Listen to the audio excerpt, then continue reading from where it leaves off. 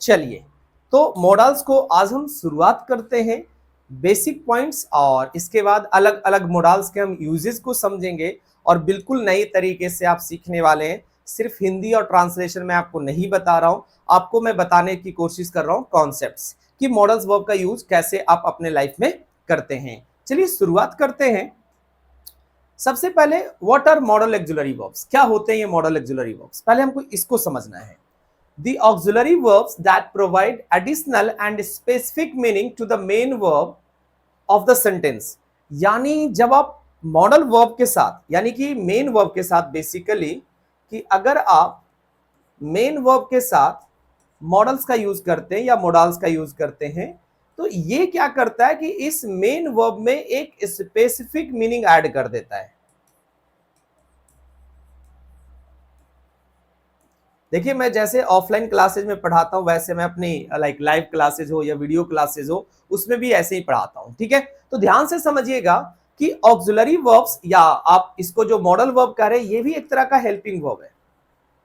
यानी एक ऐसा हेल्पिंग वर्ब जो मेन वर्ब के मीनिंग में, एक सिंपल मेन वर्ब है, ठीक है, उसके मीनिंग में कोई स्पेसिफिक मीनिंग ऐड कर देता है।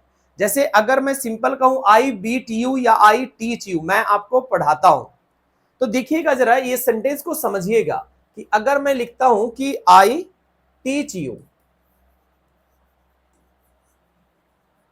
आई टीच यू, मैं तुमको पढ़ाता हूं। अगर मैं लिखूं तो यहां पर सिंपली ये बात पता चल रही है कि मैं आपको पढ़ाता हूं, मेरा ये ड्यूटी है, मैं आपको पढ़ा देता हूं।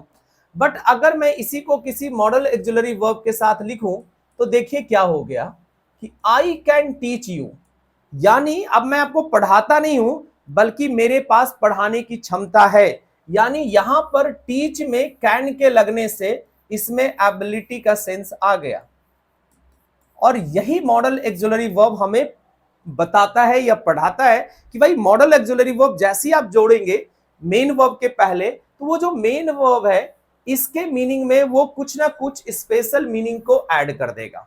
आई होप डेफिनेशन क्लियर हो गया, ये दोनों एग्जाम्पल से और बेहतर क्लियर हो गया होगा। तो ये आपके मॉडल एक्जुलरी वर्ब्स हैं, ठीक है, ये सारे आपके मोडाल्स होते हैं, और टोटल मोडाल्स की संख्या जो है आपके पास, आप काउंट कर लीजिए, 4 4 8 4 12 और ये है 13, यानी कि 13 मोडाल्स हैं। अब मैं आपको ये नहीं बताने जा रहा हूं कि ये मार्जिनल है, ये सेमी है।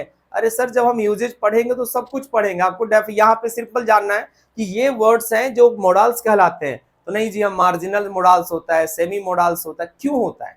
तो जब हम पढ़ेंगे पर्टिकुलर यूज, तभी हम आपको बता देंगे कि देखिए जी, इसको सेमी मोडाल्स कहते हैं, मार्जिनल मोडाल्स कहते हैं, क्यों कहते हैं वो हम देख लेंगे उस समय। चलिए, तो ये आपके हो गए can, might, will, could, shall, would, may, should, must, ought to, used to, dare और नीड। तो ये आपके 13 मॉडल एक्जुलरी वर्ब्स हैं, और इन सभी का एक स्पेशल मीनिंग होता है जो हम यहां पर समझते हैं। यानी कि modal verbs are used to express function such as, तो यानी जैसे अभी हम बात कर रहे थे कि किसी मेन वर्ब के साथ अगर आप कोई मॉडल एक्जुलरी वर्ब लगा देते हैं, तो उसमें क्या क्या बदलाव आ सकता है? उसमें बदलाव आ सकता है कि वो अब मीनिंग आपका परमिशन का देने लगे, प्रोहिबिशन का देने लगे। प्रोहिबिशन का मतलब होता है मनाही, यानी रोक टोक जिसको आप कहते हैं। प्रोबेबिलिटी की बात होने लगे, संभावना इसका भी होता है, बट मैथमेटिक्स में थोड़ा सा अलग संभावना हो जाता है इसका। एबिलिटी का योग्यता, एडवाइस देने लगते हैं। लैक ऑफ नेसेसिटी देने लगते हैं, जिसको जरूरत कहते हैं कि नहीं है जरूरत। ऑब्लिगेशन, जिसको आप कर्म कहते हैं, ठीक है, या काम कह सकते हैं, आपका एक पॉसिबिलिटी होगी, संभावना। तो ये सारे मॉडल एक्जुलरी वर्ब आपको सेंस देते हैं, लाइक फंक्शन सही है उनका, ठीक है, कि मॉडल वर्ब जब आप यूज करेंगे तो या तो परमिशन दे रहा होगा, या प्रोविजन दे रहा होगा, या वो प्रोबेबिलिटी बता रहा होगा, या एडवाइस या एबिलिटी बता रहा होगा। चलिए, how do we use modal verbs, कैसे इस्तेमाल करिएगा आप मॉडल एक्जुलरी वर्ब्स का? तो सबसे पहले आप सब्जेक्ट लगाएंगे, ठीक है, सब्जेक्ट के बाद मॉडल वर्ब आएगा, और मॉडल वर्ब के बाद वर्ब आएगा, मेन वर्ब, ठीक है। अब क्या होगा, यहां पर ध्यान रखिएगा, नोट पॉइंट में मैं यहां पे लिख रहा हूं कि always base form of main verb, base form. अब बेस फॉर्म क्या होता है, जिसको आप V1 के या MV1 के नाम से जानते हैं, ठीक है। Always base form of verb, यानी आप हमेशा वर्ब के बेस फॉर्म यानी V1 फॉर्म का इस्तेमाल करिएगा। चाहे आप कैन लिखिए, कुड लिखिए, माइट लिखिए, शुड लिखिए, वुड लिखिए, सभी के साथ वर्ब की V1 फॉर्म आएगी। यानी कोई दूसरा वर्ब फॉर्म आप इस्तेमाल नहीं कर सकते मॉडल के जस्ट बगल में। जैसे आप यहां पर देख सकते हैं कि Mary could play the piano, तो प्ले आपका V1 फॉर्म है और इसके पहले क्या लगा हुआ है, कुड। तो ऐसा नहीं कि कुड लगा तो उधर प्लेड कर दीजिएगा, नहीं सर। कैन के साथ भी प्ले आएगा, कुड के साथ भी प्ले आएगा, मे के साथ भी प्ले आएगा, माइट के साथ भी प्ले आएगा। आई होप समझ में आया। आगे आएंगे, they do not accept conjugation, यानी कहने का मतलब है कि किसी भी मॉडल ऑक्सिलरी वर्ब को कुछ ऐसा नहीं लिख दीजिएगा। जैसे मान लीजिए कि आपके पास विल, तो विल्ड मत कर दीजिएगा कि V2 फॉर्म विल्ड हो जाएगा और फिर विल्ड हो जाएगा, फिर विलिंग हो जाएगा, फिर विल्स हो जाएगा। तो सर ये सारा का सारा आपने गलत कर दिया है। तो इस बात का ध्यान रखिएगा कि कभी भी मॉडल ऑक्सिलरी वर्ब के V2, V3, S और ES फॉर्म नहीं होते, सिर्फ इनका एक इकलौता फॉर्म होता है, ठीक है। और ये जो मन में आपकी एक गलत बातें बैठा दी गई है कि मे का पास्ट फॉर्म माइट होता है, विल का पास्ट फॉर्म वुड होता है, इसकी भी चर्चा अभी हम आपके लिए थोड़ा सा कर देते हैं। ध्यान रखिएगा, ऐसा कहीं भी किसी भी बुक में नहीं लिखा हुआ है। ये सो कॉल्ड इंडियन ऑथर्स हैं जो इस तरह की बातें आपके मन में बैठा चुके हैं कि विल का पास्ट फॉर्म वुड होता है, ठीक है। ध्यान रखिएगा कि सिंपली एक जगह जब आप डायरेक्ट से इनडायरेक्ट करते हैं तो विल का जो पास्ट रूप यूज करने के लिए कहा जाता है वहां पर वुड यूज होता है, और कहीं भी किसी भी सेंटेंस में वुड विल का पास्ट फॉर्म नहीं होता है। तो इससे आप सिर्फ एक सेंटेंस के यूजेज से ये मन में बैठा लिए कि पास्ट फॉर्म है, ऐसा बिल्कुल नहीं है। पॉइंट समझ में आ गया, आगे बढ़ते हैं। They do not need to other auxiliary verbs, यानी कभी आप ऐसा नहीं कर दें कि जैसे मैं लिखूं he is can do this. ये सारे पॉइंट्स को मैं क्लियर कर रहा हूं, यानी कैन और इज दोनों हेल्पिंग वर्ब है सर, तो दोनों का यूज अब एक साथ नहीं कर सकते। अब दोनों को काट करके आपको सिंगल किसी का यूज करना है। अगर आप इज करेंगे तो डू को डूइंग करना पड़ेगा, और अगर आप कैन करेंगे तो डू को डू करना पड़ेगा। तो आई होप समझ में आया कि मॉडल एक्सुलरी के पहले कोई दूसरा हेल्पिंग वर्ब आप नहीं लगा सकते। क्लियर, आगे बढ़िए। देयर इज नो एस और ईएस इन सिंगुलर्स, जैसे आप ऐसा नहीं कर सकते जैसे यहां पे हमने लिखा है कि we can speak English fluently and he can speak English fluently. तो ये कैंस गलत है, इसके जगह पर भी कैन का ही इस्तेमाल होगा, कैंस नहीं लगेगा। चाहे आपका subject he she it singular हो या आई वी यू दो हो, कुछ भी हो, दे हो, कुछ भी हो, आप कैन को सभी के साथ कैन का इस्तेमाल करेंगे। There is no do does in the questions, और मॉडल एक्सुलरी का क्वेश्चंस बनाने के लिए आपको डू डज का इस्तेमाल नहीं करना है, आपको सिंपली उसी हेल्पिंग वर्ब को पहले लगा देना है।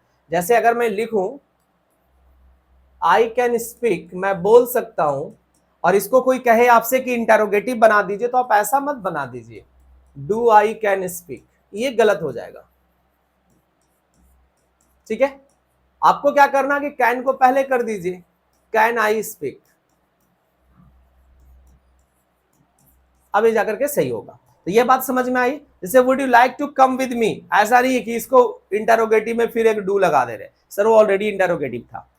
तो ये 3 पॉइंट समझ में आया, एस और ईएस नहीं लगेगा, डू डज नहीं लगेगा, एंड तीसरा देयर इज नो डोंट और डजंट इन द नेगेटिव, यानी नेगेटिव बनाने के लिए डोंट और डजंट का इस्तेमाल नहीं करेंगे। आगे बढ़ते हैं। Models verb do not have infinitives और आईएनजी फॉर्म्स, तो कभी भी मॉडल वर्ब का टू फॉर्म नहीं होता और इंफिनिटिव फॉर्म या जेरेंट फॉर्म नहीं होता। तो यहां पर ना तो कभी आप टू कैन लिख सकते हैं ना कैनिंग लिख सकते हैं, ना तो टू मस्ट होगा ना मस्टिंग होगा, इस बात का ध्यान रखिएगा। अब आते हैं जो मेन पॉइंट हमने अभी आपको पहले ही पढ़ा दिया, वो चीज को थोड़ा सा समझते हैं कि modal verbs are followed by infinitive without to, यानी कि अगर आप मॉडल वर्ब का इस्तेमाल कर रहे हैं तो ये इंफिनिटिव विदाउट टू के साथ आएगा। अब क्या होता है इंफिनिटिव विदाउट टू, जरा समझिए। जब ये आप 2 + V1 लिखते हैं तो इसे इंफिनिटिव कहा जाता है, और जब आप इंफिनिटिव विदाउट टू की बात करते हैं तो इसका मतलब हो गया कि सिर्फ V1 का इस्तेमाल करते हैं। ध्यान रखिएगा सिर्फ V1 का, V1 में भी कभी कोई चेंज आप नहीं कर सकते, ठीक है। जैसे है शी मस्ट स्टडी, तो यहां पर जो स्टडी हमने यूज किया है ये आपका वर्ब का V1 फॉर्म है। We should have gone the other way, recommendation है। अगेन हमने यहां पर देखिएगा कि ये जो वर्ब है शुड के बगल में ये V1 का इस्तेमाल हुआ है। वो अलग है कि हैव के बाद आपका किसका यूज हुआ है, V3 का यूज हुआ है। He could play football in his youth ability in the past, तो ध्यान रखिएगा कि यहाँ पर कुड के बाद भी V1 का यूज हुआ। ऐसा नहीं कि हम पास्ट की एबिलिटी बता रहे थे तो प्ले को प्लेड कर देते, नहीं सर, पास्ट की एबिलिटी बताने के लिए हमने किसका यूज कर दिया है, कुड का यूज किया है। तो आई होप ये फॉर्म्स ऑफ मॉडल्स आपको समझ में आए।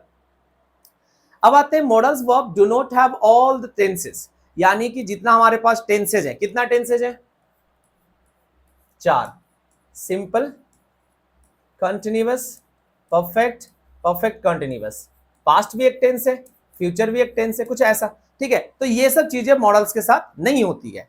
मॉडल्स के साथ क्या क्या होगा जरा समझेंगे। Can is completed with be able to, यानी कि अगर कैन को अलग अलग टेंसेज में हमको लिखना है, ऐसा नहीं कि हम बनाते नहीं है, हमारे पास तरीका अलग हो जाएगा। अगर कैन को हमको पास्ट में बताना है तो एक तो हमारे पास कुड है, लेकिन अगर कैन से फ्यूचर बताना है तो हमारे पास कुछ नहीं है। तो सर कैन से अगर फ्यूचर हमको बताना है तो हम यूज कर देते हैं will be able to, will be able to. Must is completed with have to, अगर मस्ट का कोई टेंसेज हमको बनाना हो कि प्रेजेंट पास्ट फ्यूचर बनाना हो तो हम किसका यूज कर लेते हैं, फिर हैव टू का यूज कर लेते हैं। यानी मॉडल वर्ब अपने आप में सारा टेंस जनरेट नहीं कर पाता है, कुछ टेंसेज हैं जो वो बना पाएगा, लेकिन कुछ टेंसेज आपके दूसरे हेल्प की, दूसरे वर्ब की मदद से बनाना पड़ेगा, ठीक है। जैसे देखिएगा कि they can play the piano, present में है, हमने कैन का यूज किया। और ध्यान रखिएगा कि ये जितने सारे मॉडल्स हैं, चाहे वो कुड की बात हो, माइट की बात हो, मैंने प्राइमरली यही बताया है कि चाहे आप प्रेजेंट कुड की बात बोलिए, माइट की बात बोलिए, ये सभी के सभी प्रेजेंट में होते हैं, कोई अपने आप में पास्ट नहीं है, अनलेस अनटिल इसका यूज उस सिचुएशन में किया गया हो, ठीक है। तो they can play the piano आपका प्रेजेंट में है, लेकिन अगर इसको हमको फ्यूचर में बोलना होगा तो ऐसा नहीं बोल सकते हैं कि they can play the piano in the future. देखिए इसमें फ्यूचर टर्म भी यूज हुआ है, तो भाई हमने यूज किया will be able to, they will be able to play the piano in future, यानी कि हम कैन का अगर फ्यूचर बनाना चाहें तो हमको विल बी एबल टू का इस्तेमाल करना पड़ा। You must come early, present में हो गया, लेकिन अगर मस्ट को पास्ट में लिखना हो तो हमको लिखना पड़ेगा you had to come early yesterday, आपको कल जल्दी आना पड़ा। तो आई होप हमको समझ में आया कि मॉडल्स वर्ब का सारे टेंसेज नहीं हो सकते, कुछ के हैं कुछ के नहीं है, तो उनके लिए हम अलग अलग वर्ब की मदद लेकर के करते हैं। तो ये थे आपके मॉडल्स वर्ब के सारे बेसिक्स पॉइंट, और इसके बाद हम कैन का, कुड का, मे का, माइट का सेपरेट यूज करना शुरू करेंगे। आई होप वीडियो आपको अच्छा लगा होगा, तो वीडियो को लाइक, शेयर और चैनल पर पहली बार आए तो चैनल को सब्सक्राइब जरूर करिए। Thank you.